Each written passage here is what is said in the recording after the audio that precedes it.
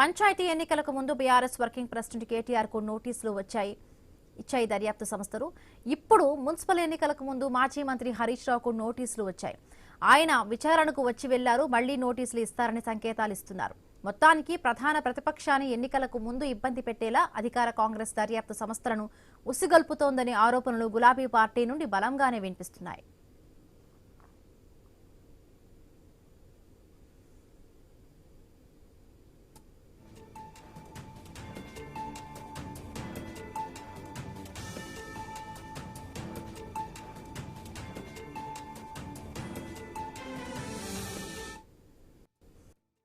సమయంలో కాంగ్రెస్ బీజేపీని ఎరకాటంలోకి నెట్టేలా బీఆర్ఎస్ విమర్శలు గుప్పిస్తోంది. నైని బొగ్గు గనులు అక్రమాల విషయంలో ఏకకాలంలో 2 జాతీయ పార్టీలను కార్నర్ చేస్తున్నారు బీఆర్ఎస్ నాయకులు.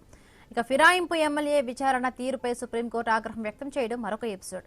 దాదాపు 10 నియోజకవర్గాల్లోని మున్సిపాలిటీలలో ఫిరాయింపు ఎమ్మెల్యేల ప్రభావం ఉంటే ఎవరికి మొగ్గు కనిపిస్తుంది అనేది మున్సిపల్ ఫలితాలు తేటతెల్లం చేయనున్నాయి. మరొకవైపు పట్టణ ప్రాంతాల్లో పట్టు కోసం కమలదళం ఆపసోపాలు పడుతోంది. పంచాయతీ ఎన్నికల్లో మెరుగైన ఫలితాలు సాధించామని సంబరపడుతున్న బీజేపీ నేతలు తమను పట్టణ ప్రాంతాల్లో ఇంకా బెటర్గా ప్రజలు ఆదరిస్తారని ఆశిస్తోంది. ఇక ప్రస్తుతం ప్రధాన పార్టీలన్నీ మున్సిపల్ ఎన్నికల్లో పోటీ చేసి అభ్యర్థుల వేటలో పడ్డాయి.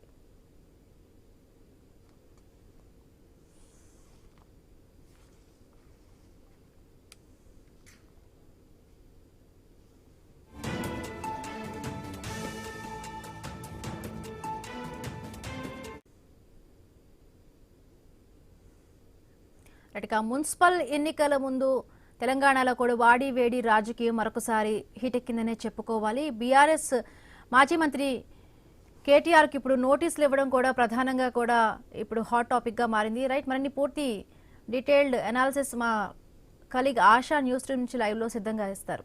ASHA, what you?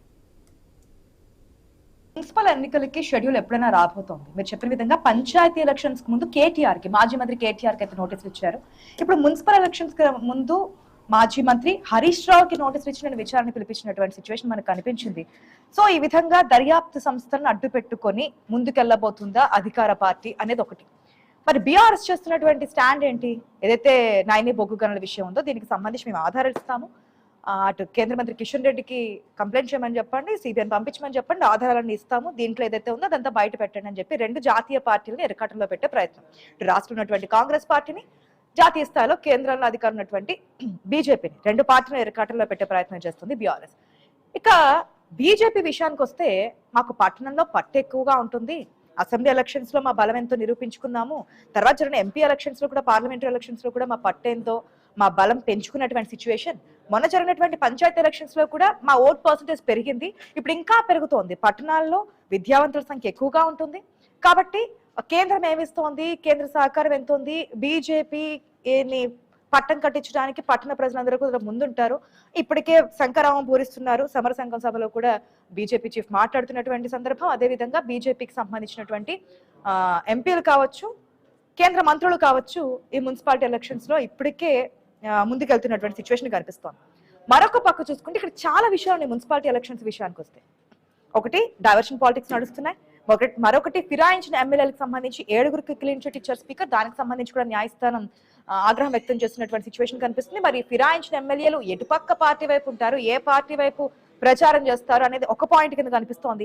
ఈ నైని బొగ్గు గనుల విషయానికి సంబంధించి మరి కేంద్రం ముందుకు వెళ్తుందా, సిబిఐ విచారణ చేయబడుతుందా, కిషన్ రెడ్డికి సంబంధించి ముందుకు రావాలి, అడిగితే గనుక మేము ఆధారాలను ఇస్తామని చెప్పి బీఆర్ఎస్ చెప్తుంది. కాబట్టి అది ఏ విధంగా ఉండబోతుంది ఏంటి, ఇన్ని క్వశ్చన్స్ అయితే తెర మీదకి వస్తున్నాయి. మరొక పక్క 3 పార్టీలు సాధారణంగా ఏ ఎలక్షన్స్ వచ్చినా అన్ని పార్టీలు ధీమా వ్యక్తం చేస్తున్నా మనం చూస్తూ ఉంటాం. అది ఏ ఎలక్షన్ అయినా, అది అసెంబ్లీ అవనివ్వండి, పార్లమెంట్ అవనివ్వండి, పంచాయతీ ఎలక్షన్స్ అవనివ్వండి, మున్సిపాలిటీ ఎలక్షన్స్, జెడ్పీటీసీ, ఎంపీటీసీ, ఏదైనా అన్ని పార్టీలు ఆశాభావం వ్యక్తం చేయడం మనం చూస్తుంటాం. ఈసారి మా పార్టీ గెలుస్తుంది, మా పార్టీకి ఎక్కువ సీట్లు వస్తాయి, మా పార్టీ బలం మేము చాటుతాము, ప్రజలు మా వైపే మొగ్గు చూపారు, ఇటువంటి కామెంట్స్ అన్ని కూడా మనం వింటూ ఉంటాం. So at the same time ఈ పార్టీలు కూడా ఇవన్నీ వినిపిస్తూ ఉన్నాయి. ఏ పార్టీకి ఆ పార్టీ, అటు జాతీయ పార్టీ బీజేపీ, రాష్ట్ర అధికార పార్టీ కాంగ్రెస్, గత అధికార పార్టీ బీఆర్ఎస్ ప్రతిపక్ష పార్టీ 3 కూడా పావులు కదుపుతున్నాయి, ముందుకెళ్తున్నాయి. అధికార పార్టీ నిర్కాటంలో పెరగడానికి అటు బీజేపీ, ఇటు బీఆర్ఎస్ పోటీ పడుతుంటే కాంగ్రెస్ ఏమో ఈ యొక్క దర్యాప్తు సంస్థల ద్వారా ముందుకెళ్తోంది, ప్రజలు మా వెంటే ఉంటారంటున్నారు. అసలు ఏ విధంగా ముందుకెళ్ళబోతున్నారు, ఏంటి, ఎవరి అస్త్రాలు ఏ విధంగా ఉండబోతున్నాయి, ప్రజల్ని తమ వైపు తిప్పుకోవడానికి పార్టీలు చేస్తున్నటువంటి ప్రయత్నాలు ఏంటనే విషయాల గురించి కూడా తెలుసుకుందాం. మనతో పాటు డిబేట్ లో పార్టిసిపేట్ చేస్తున్నారు రాజుగౌడ్ గారు ఉన్నారు, బీఆర్ఎస్ నాయకులు, ప్రేమ్ గాంధీ గారు ఉన్నారు, బీజేపీ నాయకులు, మిఠా నర్సేగౌడ్ గారు ఉన్నారు, కాంగ్రెస్ నాయకులు. నమస్తే అండి, వెల్కమ్ టు ది షో అందరికీ కూడా. ఫస్ట్ గా నర్సేగౌడ్ గారు నమస్తే అండి. నమస్తే మేడం. హలో, వాయిస్ క్లియర్ ఉందా మేడం? సార్ మ్యూట్ లో ఉందా please, PCR. Hello, yes Narse Goud గారు వినిపిస్తాం. ఏంటి మీ ప్లానింగ్ ఏంటి అంటే పంచాయతీ ఎలక్షన్స్ ముందు సాధారణంగా కేంద్రం మీద నిప్పులు జరుగుతూ ఉంటారు కదా, ఆ నేషనల్ హెరాల్డ్ కేసుల విషయంలో కానీ అనేక విషయాల్లో కానీ ఏదైనా దర్యాప్తు సంస్థలు విచారణ అంటూ పిలిస్తే దర్యాప్తు సంస్థల్ని కేంద్ర ప్రభుత్వం చెప్పు చేతల్లో పెట్టుకుని ఆడిస్తుంది, విచారణ పేరుతో పిలుస్తుంది అని చెప్తూ ఉంటారు. రాష్ట్ర ప్రభుత్వంలో కూడా అదే జరుగుతుందని ఎలిగేషన్స్ వస్తున్నాయి, ఆరోపణలు వస్తున్నాయి, విమర్శలు కూడా చేస్తున్నారు. పంచాయతీ ఎలక్షన్స్ ముందు కేటీఆర్, ఇప్పుడు మున్సిపాలిటీ ఎలక్షన్స్ ముందు హరీష్ రావుకి విచారణకి రమ్మడము, విచారణకి పిలవడం ఏ విధంగా చూడాలి? నిజంగానే ప్లానింగ్ అదే నడుస్తుందా? ఏ విధమైన అస్త్రశస్త్రాలను పార్టీ ముందుంచబోతోంది? వాయిస్ క్లియర్ ఉందా మేడం? క్లియర్ గా ఉంది సార్. ముందుగా మీకు ప్యానెల్లో ఉన్న పెద్దలకు వ్యూవర్స్ కు నమస్కారం. ఇప్పుడు నిన్న ముందట హాజరైనటువంటి హరీష్ రావు గారు మాట్లాడిన మాటలు వింటే మనకు స్పష్టంగా అర్థమయ్యే విషయం ఏంటంటే డైవర్షన్ పాలిటిక్స్ మాత్రమే. ఎందుకంటే తన మీద వచ్చినటువంటి ఆరోపణలకు సిట్టు ముందట హాజరైనప్పుడు కప్పిపుచ్చుకోవడానికి మాత్రమే వాళ్ళు ఏదో ముఖ్యమంత్రి గారి బామ్మర్ది ఉన్నాడు, సృజన్ రెడ్డి ఉన్నాడు, అది ఉన్నది ఇది ఉన్నదని ఈ అబద్ధాలు చెప్పడం. అంటే మనకందరికీ తెలుసు, దానికి ఒక ప్యాంటు షర్టు వేస్తే అది బీఆర్ఎస్ గవర్నమెంట్, ఆ కేసీఆర్ గాని కేటీఆర్ గాని హరీష్ రావు గాని వీళ్ళంతా అబద్ధాలకు నిలబెట్టు అర్థం. ఎందుకంటే వాస్తవాలు చెప్ప ఆయన ఇంకొకటి కూడా డైవర్షన్ పాలిటిక్స్ లో ఇంకొకటి కూడా తీసుకున్నది ఏంటంటే, నా మీద ఆల్రెడీ కేసు కొట్టివేసిండ్రు, అయినా కూడా నన్ను పిలిచిరని చెప్తున్నారు. కొట్టివేసిన కేసుకు దీనికి సంబంధం లేదు. చక్రధర్ గౌడ్ మీద ఏదైతే నైని బొగ్గుగల్ల విషయంలో ఆధారాలతో చూపిస్తామంటున్నారు కదా, కావాలని చెప్పి మీరు డైవర్షన్ పాలిటిక్స్ లో అమలు చేస్తున్నారు అంటున్నారు కదా. అది కదండి, నేను ఏమంటున్నానంటే ఆధారాలు ఉంటే మీడియాలో పెట్టండి. అరే మిమ్మల్ని ఎవరు కాదన్నారు, మీ చేతి సంస్థలు ఉన్నాయి, మీరు ఓపెన్ గా పెట్టండి, దమ్ముంటే పెట్టమంటున్నాను నేను. సృజన్ రెడ్డి ఈయనకు ముఖ్యమంత్రి గారికి బామ్మర్ది కాదు అని ఎన్నోసార్లు ముఖ్యమంత్రి గారే చెప్పాడు. రెండో విషయం ఏంటంటే బీఆర్ఎస్ గవర్నమెంట్ ఉన్నప్పుడే ఎవరైతే కాంట్రాక్టర్స్ ఉన్నారో ఆ కాంట్రాక్టర్సే కొనసాగుతా ఉన్నారు, అంతకు ముందున్నటువంటి కాంట్రాక్టర్సే. ఒకవేళ నిజంగా దాంట్లో దోపిడీ చేయాలంటే వాళ్ళందరినీ పక్కకు పెట్టి కొత్త కాంట్రాక్టర్లను తెచ్చుకుంటాం మేము. కానీ మేము తేలేదు, ముఖ్యమంత్రి గారికి లేదు. ఇంతకు ముందు బీఆర్ఎస్ గవర్నమెంట్ అలాట్ చేసింది. వాళ్ళు ముఖ్యంగా చెప్పే విషయం ఏంటంటే site verification, site visiting certificate అంటూ. ఇది ఇంతకు ముందు ప్రభుత్వానికి సంబంధించినటువంటి గనులకు సంబంధించి ఇది ఒక కండిషన్ ఇంతకు ముందే ఉంది. ఇది కొత్తగా మేము పెట్టినటువంటి కాదు, వాళ్ళందరికీ తెలుసు. మున్సిపాలిటీ ఎలక్షన్స్ దగ్గరికి వస్తున్నాయి కదా, షెడ్యూల్ రాబోతుంది, మన కేబినెట్ మీటింగ్ లో డిసైడ్ అయ్యారు. ఇవాళ రేపా మొత్తానికి అయితే వస్తుంది. ఫిబ్రవరి 1st or 2nd వీక్ లో మనకి ఎలక్షన్స్ అయితే జరుగుతాయి. ఎందుకంటే తర్వాత జరిగే పరిణామాలు, ఎగ్జామ్స్ ఇవన్నీ ఉన్నాయి కాబట్టి, హాలిడేస్ ఉన్నాయి కాబట్టి, ఫెస్టివల్స్ ఉన్నాయి కాబట్టి.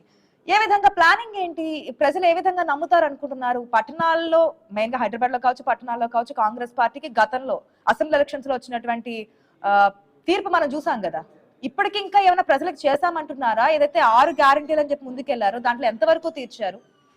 ప్రజలు మీ వైపు ఉన్నారనుకుంటున్నారు? ఆశ గారు, ఇప్పుడు మున్సిపల్ ఎలక్షన్స్ అనేది అనివార్యం, కంపల్సరీ చేస్తారు.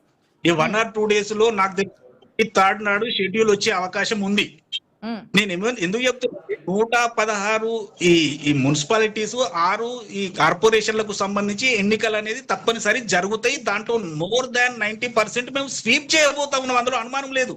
అయితే దాని ముందే హరీష్ రావు 90% ఏమంటున్నా అంటే హరీష్ రావు అక్కడ ఒరిగేది ఏం లేదు. ఇది ఒక ప్రాసెస్ లో భాగంగా 60% వస్తే మేము వచ్చి 2 years అయింది కాబట్టి ఈ ఫలితాలు వచ్చాయి అంటున్నారు. అప్పుడు బీఆర్ఎస్ ఏం చెప్పింది? అధికార పార్టీకి సాధారణంగా ఎడ్జుండేటువంటి ఎలక్షన్స్ ఈ లోకల్ బాడీ ఎలక్షన్స్, కానీ అనుకున్నంత స్థాయిలో సాధించలేదు, ప్రజలు మనల్ని పొందలేకపోయింది అన్నారు కదా. ఇప్పుడు మళ్ళీ 90% అనుకోవచ్చా?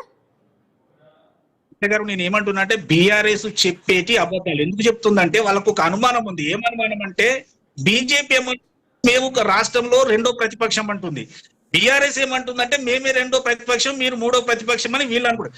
ఇప్పుడు జరగబోయే ఎన్నికలలో ఎవరు సెకండ్ ఎవరు థర్డ్ అనేది తేలడానికి మాత్రమే వాళ్ళు పోటీ పడుతున్నారు తప్పితే మాతోటి పోటీ పడేంత దమ్ము వాళ్ళకు లేదు.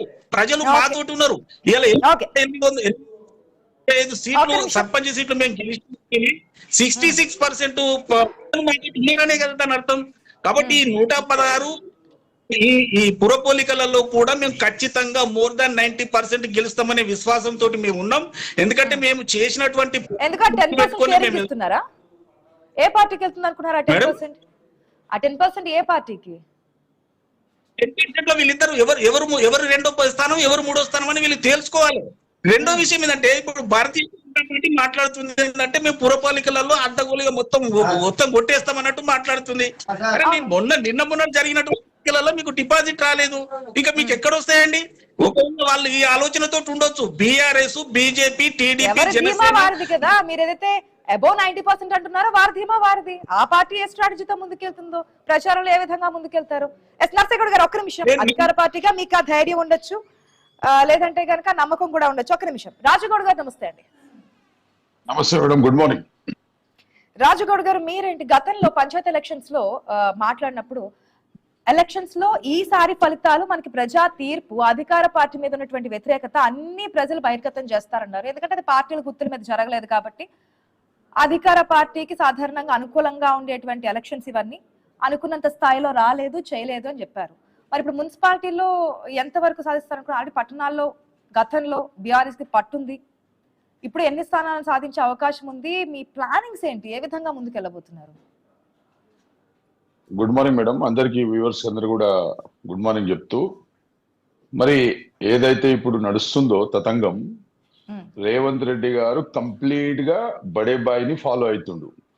ఏ విధంగా అయితే ఢిల్లీ అసెంబ్లీ ఎలక్షన్ ముందు కేజ్రీవాల్ ని జైలు వేసిర్రో, ఏ విధంగా అయితే జార్ఖండ్ ఎలక్షన్ అప్పుడు సుబ్బు సరెన్ కొడుకు మాజీ సీఎం గారిని లోపటేసిండ్రో, అదే విధంగా ఈ తెలంగాణ రాష్ట్రంలో ఎప్పుడైతే ఎంపీ ఎలక్షన్లు ఉండే అప్పుడు లిక్కర్ స్కామ్ అని కవిత గారిని ఇబ్బంది పెట్టిర్రు.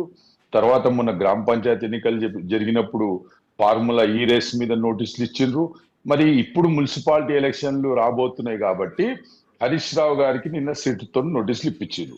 ఇవన్నీ కూడా ప్రజలను తప్పుదోవ పట్టియాలి, బీఆర్ఎస్ పార్టీని బదనాం చేయాలి, బీఆర్ఎస్ పార్టీ మీద నిందలేయాలి అనే ప్రయత్నంలో వీళ్ళున్న సంగతి తెలంగాణ ప్రజలకు అర్థమైపోయింది.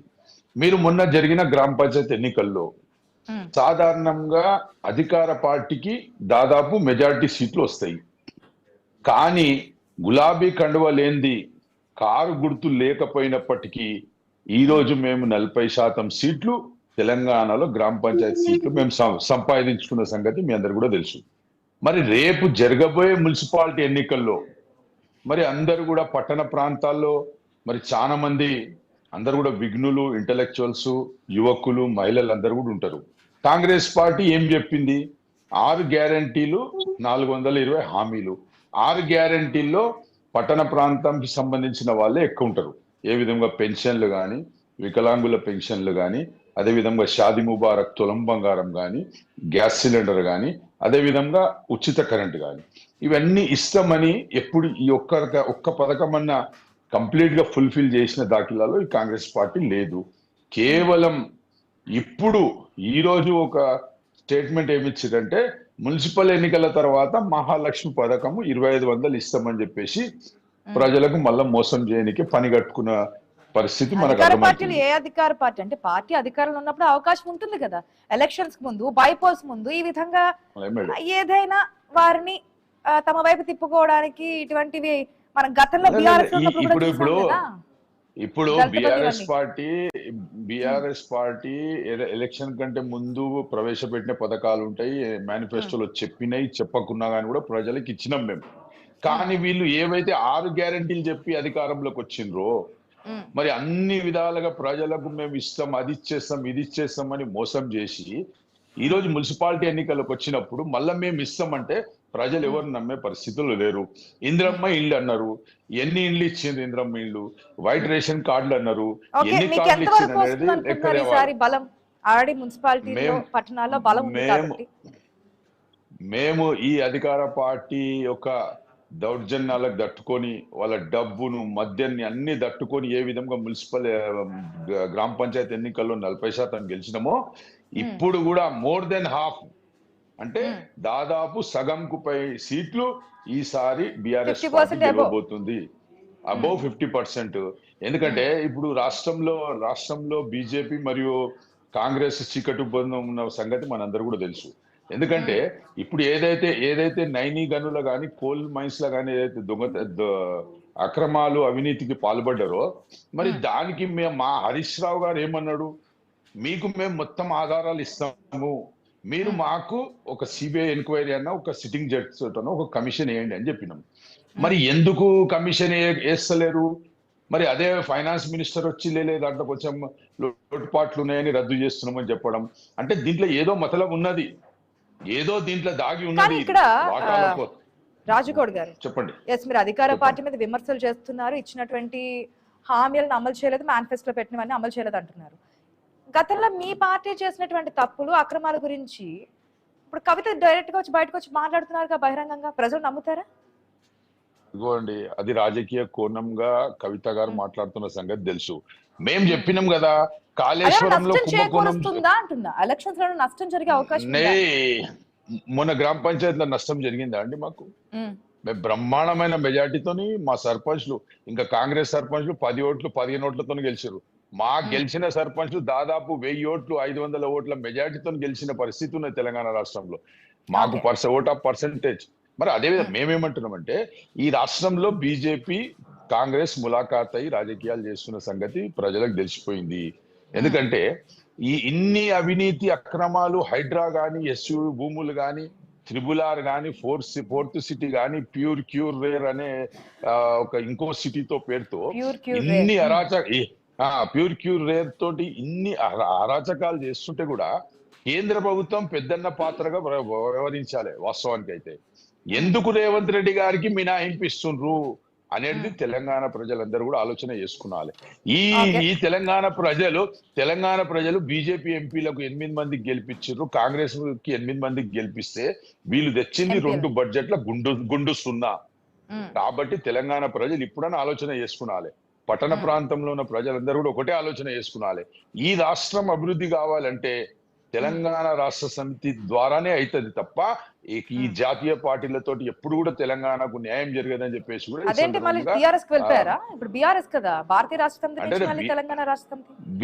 బీఆర్ఎస్ టీఆర్ఎస్ రెండు ఒకటే అండి.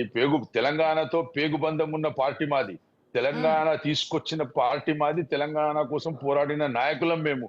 వీళ్ళందరూ 1200 సరే మేడం, బీఆర్ఎస్ టీఆర్ఎస్ రెండు ఒకటే, దానికి ఎలాంటి మార్పు లేదు. ఇంకా బీఆర్ఎస్ టీఆర్ఎస్ పార్టీల పేర్ల గురించి పక్కన పెడదాం, ప్రజలకు కూడా క్లియర్ గా తెలుసు కాబట్టి. ప్రేమ్ గాంధీ గారు నమస్తే అండి. నమస్కారం. ప్రేమ్ గాంధీ గారు, ఇంతకు ముందు ఏదైతే రాజుగౌడ్ గారు చెప్పినట్టు బడ్జెట్ లో ఎప్పుడు చూసినా సరే గుండు సున్నాయే కనిపిస్తూ ఉంటుంది. మిగతా కార్యక్రమాలు, మిగతా సంక్షేమ పథకాలు, మాకు రేషన్ కార్డులో ఉంది, రేషన్ బియ్యంలో ఇప్పిస్తున్నాము, మిగతా పథకాలు ఇస్తున్నామంటే అన్ని రాష్ట్రాలకు ఇచ్చేది ఇస్తున్నారు. స్పెషల్ గా కేంద్రం నుంచి తెలంగాణ రాష్ట్రానికి వచ్చేది ఏంటంటే ఏం సమాధానం చెప్తారనేది ఒకటి. బడ్జెట్ లో ఎప్పుడు కూడా ప్రత్యేకంగా రావట్లేదు, పక్క రాష్ట్రాలకు ఇస్తున్నారు, ఏదైతే డబుల్ ఇంజన్ సర్కార్ ఉన్న రాష్ట్రాలకి ఎక్కువగా మేలు జరుగుతుంది అనేది. మరొకటి, రోజు రోజుకి పుంజుకుంటూ వెళ్తున్నాం. ఈసారి పట్టణాల్లో కాబట్టి మున్సిపాలిటీలు విద్యావంతులు ఉంటారు కాబట్టి బీజేపీ వైపు మొగ్గు చూపుతారని చెప్పి మీరు ఆశాభావం వ్యక్తం చేస్తున్నారు. కానీ అటువంటి పరిస్థితులు ఉండవు. పంచాయతీ ఫలితాలే మున్సిపాలిటీలో కూడా చూస్తుంది బీజేపీ అంటున్నారు. మీరేమంటారు? ముందుగా ప్యానెల్ ఉన్నటువంటి సభ్యులకి మీకు అందరికి నమస్కారం. అయితే ఇక్కడ వాస్తవాల్ని మాట్లాడడం కొంచెం మంచిదే. సరే, వారి పార్టీలకు సంబంధించినట్టు వారు అభియోగాలు మాట్లాడడం, వారు చెప్పడం దాంట్లో సర్వసాధారణం, దాంట్లో ఏమాత్రం కొత్త ఏం కాదు. అయితే ఇక్కడ ఆలోచించాల్సిన విషయం ఏంటంటే కాంగ్రెస్ పార్టీ తెలంగాణ రాష్ట్రంలో ఉమ్మడి ఆంధ్రప్రదేశ్ లో అనేక సంవత్సరాలు అధికారంలో ఉన్నది. బీఆర్ఎస్ పార్టీ 2 పర్యాయాల అధికారంలో ఉన్నది. కానీ భారతీయ జనతా పార్టీ ఈ రాష్ట్రంలో ఇప్పటి వరకు అధికారంలోకి రాలేదు. రాకపోయినా ప్రతి 10 సంవత్సరాలకు లేదా ప్రతి ఎన్నికల్లో మేము అంచెలంచెలుగా ఎదుగుతూ ఈ రోజు ఉన్నటువంటి ఓటింగ్ పర్సెంటేజ్ చూసుకుంటే మేము ఏ స్థాయిలో మాకు అందరికి కూడా తెలుసు. ఎప్పుడో 2-3% నుంచి 24-25% వరకు వచ్చిన స్థాయిలో ఉన్నాము. ఇక మొన్న గ్రామ పంచాయతీ ఎన్నికలను మా మిత్రులు మాట్లాడుకుంటూ చెప్పారు. గ్రామ పంచాయతీ ఎన్నికల్లో కూడా సుమారు 1200కు పైగా సర్పంచ్ గెలుచుకున్నటువంటి పార్టీ భారతీయ జనతా పార్టీ. చాలా సందర్భాల్లో అంటుంటారు భారతీయ జనతా పార్టీ గ్రామీణ ప్రాంతాల్లో లేదు, ఏమున్నా పట్టణ ప్రాంతాలలో ఉంది, గ్రామీణ ప్రాంతాల్లో ఆ స్థాయి లేదు అనే ఆలోచన ఉన్నప్పుడు ఇలా గ్రామీణ ప్రాంతాలలోనే సుమారు 1200 గ్రామ పంచాయతీలు గెలిచినాం అంటే ఇలా క్లియర్ గా భారతీయ జనతా పార్టీ వైపు ఏందో తెలుస్తా ఉంది. ఇక మున్సిపల్ ఎన్నికలు వస్తారా? ఖచ్చితంగా వరంగల్, నిజామాబాద్, కరీంనగర్ ఈ ప్రధానంగా ఉన్నటువంటి 5-6 నగరాలకు ఏదైతుందో భారతీయ జనతా పార్టీ 101% కాషాయం జెండా ఎగరవేయడం ఖాయం, దాంట్లో ఏమాత్రం సందేహం లేదు. మేం కాదు, అభివృద్ధిని ప్రజలు చూస్తా ఉన్నారు. ఇలా ఈ పార్టీలు ఆ పార్టీల నుంచి ఇళ్ల నుంచి అన్లకు ఫిరాయింపులు అయినా కానీ భారతీయ జనతా పార్టీ నుంచి ఫిరాయింపులు కాలేదు. అభియోగాలు ఈ పార్టీ మీద ఉన్నాయి, ఆ పార్టీ మీద కానీ భారతీయ జనతా పార్టీ మీద లేదు. కాంగ్రెస్ అవినీతి చేసిందని బీఆర్ఎస్ అన్నది, బీఆర్ఎస్ అవినీతి చేసిందని కాంగ్రెస్ అన్నది. అనేక సందర్భాల్లో రేవంత్ రెడ్డి, బీఆర్ఎస్ సంబంధించినటువంటి ముఖ్య నాయకులు కేసీఆర్, రేవంత్ రెడ్డి, హరీష్ రావు, కవిత వీళ్ళందరి మీద అనేకమైనటువంటి ఆరోపణలు బొగ్గు గనుల్లో అక్రమాలు జరిగాయి, మీకు ఆధారాలు ఇస్తామంటున్నారు, సిబిఐ ఎంక్వైరీ చేయమంటున్నారు, ముందుకు రాకపోతే ప్రజలే గమనిస్తారంటున్నారు కదా. మరి బీజేపీ ఎందుకు ముందుకు రావట్లేదు? ఏమనుకోవాలి? ప్రజలు ఆలోచిస్తారుగా. అంటే ఇక్కడ చాలా మంది చాలా సార్లు చెప్తా ఉన్నారు, గతంలో కూడా అనేక సందర్భాలు మాట్లాడుకుంటా మా రాష్ట్రానికి ఏమైనా చేత కాకుండా కావాల్సిన ఆధారాలన్నీ కూడా మేము ఇస్తాము, సమర్పిస్తామని చెప్తున్నారు. హరీష్ క్లియర్ కట్ గా చెప్పినటువంటి స్టేట్మెంట్ అది. చెప్తా అది కూడా చెప్తాను. గతంలో కూడా కాంగ్రెస్ పార్టీ కాళేశ్వరం ప్రాజెక్ట్ మీద కానీ మాకు నివేదిక ఇచ్చింది. అందులో ఎవరిని దోషుల్ని క్రియేట్ చేయలేదు, ఎవరి మీద కేసులు చేయలేదు, ఎవరి మీద ఏం చేయకుండా కానీ విచారణకు సంబంధించినటువంటి ఆధార్ కాపీలు పంపిస్తే మేమేం చేయగలుగుతాం? అట్లా కాదు కదా, సిబిఐ కాదు కదా కేసు చేయాల్సింది, రాష్ట్ర ప్రభుత్వం చేయాలి. కేసులు చేయమనండి. ఫోన్ ట్యాపింగ్ మీద, కాళేశ్వరం అదే కేసుల విషయానికి సంబంధించి మీరు అనేక సందర్భాల్లో మాట్లాడలేదు. ఇదే కాళేశ్వరం ప్రాజెక్ట్ సంబంధించి గతంలో బీజేపీ రాష్ట్ర అధ్యక్షుడిగా బండి సంజయ్ ఉన్నప్పుడు, ప్రజా సంగ్రామ యాత్రల పేరుతో ప్రజలతో ముందుకెళ్తున్నప్పుడు కాళేశ్వరం ప్రాజెక్ట్ లో అవినీతి జరిగింది, కల్వకుంట్ల ఫ్యామిలీలో ఒక వికెట్ అవుట్ అవబోతుంది, జైలుకి లెక్కడిపోతున్నారని చెప్పి ఇదే బీజేపీ నాయకులు కదా ఆ రోజు మాట్లాడింది. అయ్యో ఇప్పుడు కూడా మాట మీద ఉన్నాం, అదే మాట మీద ఉన్నాం. ఖచ్చితంగా దాంట్లో ఏమాత్రం సందేహం లేదు. కానీ రాష్ట్ర ప్రభుత్వం బాధ్యత ఉంటది కదా, రాష్ట్ర ప్రభుత్వం దానికి సంబంధించిన విచారణ చేసి, ఎందుకంటే విచారణ రాష్ట్ర ప్రభుత్వమే తప్పు చేస్తున్నప్పుడు రాష్ట్ర ప్రభుత్వం విచారణ ఎట్లా చేస్తుంది మేడం? ఆరోపిస్తున్నదే కదా, రాష్ట్ర ప్రభుత్వమే చేస్తుంది అన్నప్పుడు కాంగ్రెస్ ప్రభుత్వం ఒక విచారణ కమిటీ వేసింది. అందులో దోషుల్ని తేల్చమనండి, దోషుల్ని ఎఫ్ఐఆర్ చేయమనండి, దోషుల్ని ఈ పలానా దోషులు ఏమంటారు అప్పుడు కానీ ఏం చేయదు కదా. ఈ రాష్ట్రంలో ఒక కేబినెట్ మంత్రి ఉన్నాడు, కేంద్ర కేబినెట్ మంత్రి. ఈ రాష్ట్రంలో కేబినెట్ మంత్రి ఉన్నాడు, ఈ రాష్ట్రంలో సహాయ మంత్రి ఉన్నాడు. ఈడ తెలంగాణలో బొగ్గు కుంభకోణం జరిగితే ఈ యొక్క మంత్రులది బాధ్యత ఉన్నదా లేదా? దానిపై ఎంక్వైరీ చేసి కమిషన్ వేసి నిందితులను శిక్షించాలి. వాళ్ళపై రాష్ట్ర లూటీ చేస్తుర్రో లక్షల కోట్ల రూపాయలు, దాన్ని అడ్డుకట్టే చేసే బాధ్యత బీజేపీ పార్టీకి ఉన్నదా లేదా? నేను అదొకటే అడుగుతున్నా వీళ్ళకు. తప్పకుండా ఉందన్నా, అదేం సందేహం లేదు. దాంట్లో తప్పకుండా దానికి కట్టుబడి ఉన్నాము. ఖచ్చితంగా ఈ రాష్ట్రంలో జరిగే ప్రతి అవినీతి మీద భారతీయ జనతా పార్టీ పూర్తి స్థాయి విచారణ చేస్తుంది. దాంట్లో ఏమాత్రం సందేహం లేదు. జరుగుతున్నటువంటి విషయం ఎక్కడంటే రాష్ట్ర ప్రభుత్వం యొక్క అలసత్వం. రాష్ట్ర ప్రభుత్వం పూర్తి స్థాయి విచారణ చేయకుండా దాని మీద ఉన్నటువంటి అభియోగాలు, ఉన్నటువంటి అంశాలు, దానికి ఉన్నటువంటి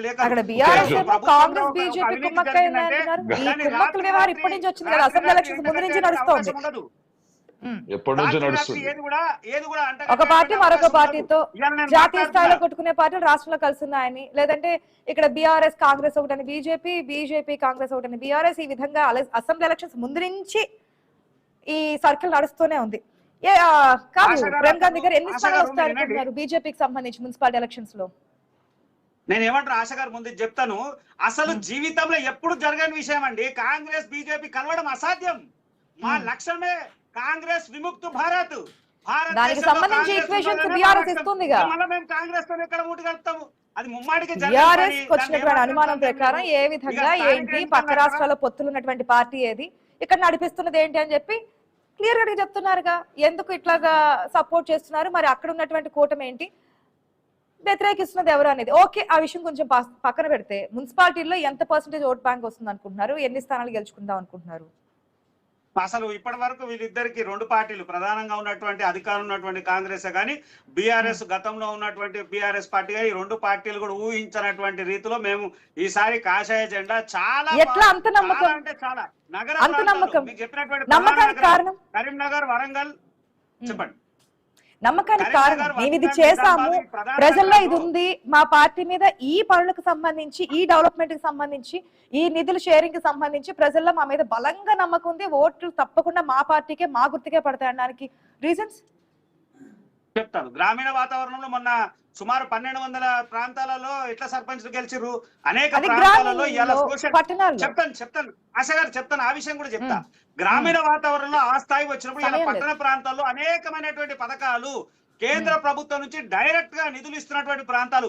ఒక కరీంనగర్ నగరానికే ఆ స్మార్ట్ సిటీలు అని చెప్పి కరీంనగర్, వరంగల్ 2 ప్రాంతాలని స్మార్ట్ సిటీగా అన్నప్పుడు కేంద్రంలో ఉన్నటువంటి భారతదేశ వ్యాప్తంగా ఉన్నటువంటి అన్ని స్మార్ట్ సిటీలో ఈ 2 ప్రాంతాల్లో తెలంగాణ ఉన్నటువంటి 2 స్మార్ట్ సిటీలకు కూడా అసలు ఊహించినటువంటి స్థాయి నిధులు ఇచ్చినటువంటి నిజామాబాద్, కరీంనగర్ ఏదైతే మీ ఎంపీలు ఉన్న ప్లేసెస్ లో మీకు తిరుగులేదంటారు. వరంగల్ కూడా స్మార్ట్ సిటీ అనుకున్నప్పుడు 17,000 కోట్ల రూపాయలు. Okay, final statement please Narse Goud గారు. 30 seconds లో క్లోజ్ చేయాలి. మేడం 2014 ఎన్నికల్లో ఏం చెప్పింది బీజేపీ? నర్సేగౌడ్ గారు మ్యూట్ లో ఉంది సార్. మ్యూట్ లో ఉందండి. నర్సేగౌడ్ గారు ఆడియో మ్యూట్ లో ఉంది ప్లీజ్. క్లియరా మేడం? Okay okay. అయితే బీఆర్ఎస్ కేసినా బీజేపీ కేసినట్టే, బీజేపీ కేసినా బీఆర్ఎస్ కేసినట్టే. ఇద్దరే వీళ్ళిద్దరు చీకటి మిత్రులు. ఇది అందరికీ తెలిసిన విషయం కాబట్టి ప్రజలు ఈ 2 పార్టీలకు వేసే అవకాశమే లేదు. ఎందుకంటే 8 ఎంపీ సీట్లు ఇచ్చినందుకు ముండి చేయి చూపించింది బీజేపీ. ఇంతకు ముందు 10 సంవత్సరాలు అధికారం ఇచ్చినందుకు మొత్తం దోసుకొని 8,20,000 ఎన్ని పైసలు తెచ్చిర్రే ఈ బీఆర్ఎస్. ఈ 2 కూడా చీకటి మిత్రులే. ఈ 2 చీకటి మిత్రులకు ఇంకో 2 మిత్రులు వస్తారు. టీడీపీ, జనసేన కూడా వచ్చి కలుస్తుంది. ఈ 4 పార్టీలు ఒకటే. ఎందుకు మీ పార్టీ సమావేశాలు టీడీపీ జెండాలు కనిపించట్లే? మేము ఉన్నట్టుగా మాట్లాడుతున్నాం. మీ పార్టీ సమావేశాల్లో టీడీపీ జెండాలు కనిపించాయా, కనిపించలేదా మేడం? మీ పార్టీ సమావేశాల్లో టీడీపీ జెండాలు కనిపించాయా, కనిపించలేదా మేడం? నేను ఏమంటున్నా, అఫీషియల్ పొత్తు పెట్టుకొని కనిపిస్తే కనిపించినట్టు ఎవరైనా అభిమాని తీసుకొచ్చి అసెంబ్లీ ఎలక్షన్స్ ముందు నుంచి కూడా ఇదే వ్యవహారం నడుస్తుంది. ఇప్పుడు ఒకవేళ వచ్చి పోటీ చేస్తే ఏ పార్టీకి నష్టం అనేది కూడా ఒక పాయింట్ కదా. ఎస్ రాజగౌడ్ గారు నెగిటివ్ పాయింట్స్ చెప్తున్నారు. మీ పార్టీ నెగిటివ్ సైడ్ అంటే వేరే పార్టీలు ఓడిపోవడానికి కారణం. ఇప్పుడు 2018 ఎన్నికల్లో టీడీపీ, కాంగ్రెస్ పొత్తయి ఎన్నికలకు పోయిన సంగతి ప్రజలకు తెలుసు. 2023 ఎలక్షన్ లో తెలుగుదేశం పార్టీ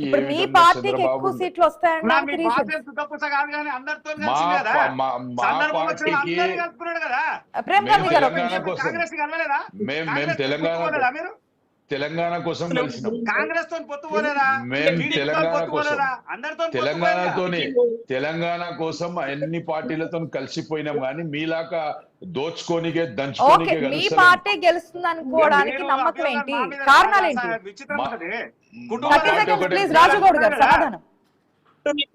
మేము ఒకటే మాట చెప్తున్నా.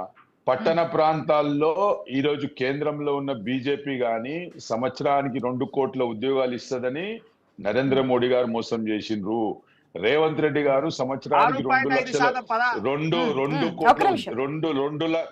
లక్షల ఉద్యోగాలు ఇస్తారని 2 లక్షలు ఇస్తారని ఈ రోజు కాంగ్రెస్ మోసం చేసింది. ఏ విధంగా అయితే 34 లక్షల మంది అన్ఎంప్లాయ్డ్ యూత్ కు నిరుద్యోగ వృత్తి ఇస్తామన్నారు, నోటిఫికేషన్లు ఇస్తామన్నారు. సంక్షేమ పథకాలు, హామీలు మీ బలాలేంటి, ఆ పార్టీ బలహీనతలు ఏమనుకుంటున్నారు? తప్పకుండా ఇప్పుడు మేము ఇచ్చేయాల్సిన అవసరం లేదు. ప్రజలు చూస్తా ఉన్నారు. ప్రజలలో ఈ 2 పార్టీలకు సంబంధించినటువంటి విషయాలు ఉన్నాయి. వీళ్ళు 6 గ్యారెంటీలు పూర్తి స్థాయి అమలు కానటువంటి 6 గ్యారెంటీలు, ప్రజల్లో ఉన్నటువంటి వ్యతిరేకత, ఎలక్షన్స్ రైతులకు వేయాల్సిన డబ్బులు వేసేటువంటి టైం ఉందని వెంటనే ఎన్నికలకు పోయేటువంటి పరిస్థితులు, ఈ జరుగుతున్నటువంటి పరిస్థితులు 2 పార్టీలు పరస్పరంగా ఈసారి బడ్జెట్ లో అయినా తెలంగాణ చూస్తారా అనేదో ఎదురు చూస్తున్నారు ప్రజలు. ఎలక్షన్స్ ముందు బడ్జెట్ వస్తుంది. ఆరోపణలు మమ్మల్ని పైకి తీసుకొస్తాయండి. గెలవడానికి మా లక్ష్యం అదే. పరస్పరంగా మీరు ఆరోపణలు చేసుకుంటున్నారు. మేము క్లీన్ చిట్ ఉన్నాము. భారతీయ జనతా పార్టీ ప్రతి కార్యకర్త, ప్రతి ఎలక్షన్స్ ముందు బడ్జెట్ వస్తుంది కదా, బడ్జెట్ లో ఏమైనా వరాజాలు కురిపిస్తారు తెలంగాణ? ప్రేమ్ గాంధీ గారు చెప్పండి. బడ్జెట్ లోనే తెలంగాణకు ప్రత్యేకంగా నిధులు ప్రాజెక్టులకి ఏమన్నా ఇస్తారని చెప్పి ఎదురు చూస్తున్నారు ఎలక్షన్స్ ముందు. తప్పకుండా ఇస్తాం. దాంట్లో ఏమాత్రం సందేహం లేదు. సందర్భాన్ని బట్టి అన్ని ఆటోమేటిక్ గా జరిగిపోతా ఉంటాయి. వీళ్ళు సందర్భం లేనటువంటి అంశంలో వీళ్ళ రాష్ట్రానికి జరిగినటువంటి కూడా ఆ జాతీయ హోదా కల్పించమంటారు. అరే జాతీయ హోదా కల్పాలంటే అనేక రాష్ట్రాల ప్రయోజనం ఉండాలి. ఒకే రాష్ట్రానికి ప్రయోజనం ఉండి జాతీయ హోదా ఎట్లా సాధ్యమవుతుంది? అట్లా అనేకమైనటువంటి ఆలోచనతో బట్టి ఉంటది కదా రాష్ట్రము. జాతీయ హోదా అనే విషయమే కాదు, వరదలు వచ్చినప్పుడు గానీ ఇతర విషయాల్లో గానీ కేంద్రం ఏ విధంగా సహాయం చేస్తుంది అనేది కూడా అన్ని క్లియర్ కట్ గా చెప్పుకుంటూ వచ్చారు కదా. గత నుంచి చూస్తూనే ఉన్నాం, ప్రజలు మర్చిపోలేదు, మనము మర్చిపోలేదు. ఓకే, మున్సిపల్ ఎలక్షన్స్ లో ఏ విధంగా మున్సిపల్ పోల్స్ లో ముందుకు ఏ విధంగా వెళ్ళబోతున్నారు, షెడ్యూల్ రిలీజ్ అయిన తర్వాత పార్టీలు ఏ విధంగా ముందుకు వెళ్ళబోతున్నాయి, ఎటువంటి అస్త్రశస్త్రాలను ఉపయోగించబోతున్నారు ప్రజల మీద అనేది చూద్దాం. Thank you so much debate లో పార్టిసిపేట్ చేసినందుకు నర్సయ్య గౌడ్ గారు.